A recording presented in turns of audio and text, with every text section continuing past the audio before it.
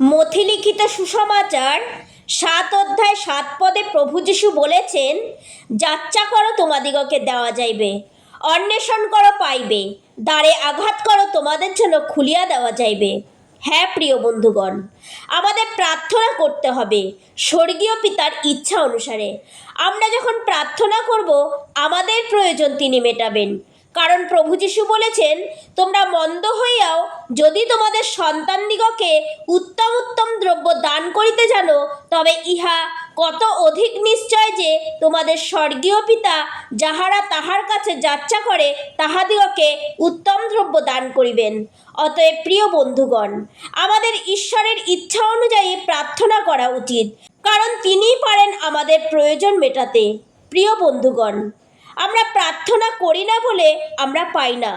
পিতা আমাদের দিতে চান, তিনি দেবার জন্য তৈরি আছেন, কিন্তু আমরা পিতার কাছে ভরসা করি না, তাই প্রার্থনা করি না। তাই যদি চান প্রভু আপনার প্রয়োজন মেটান, তাহলে আজ থেকে প্রার্থনায় সময় দিন।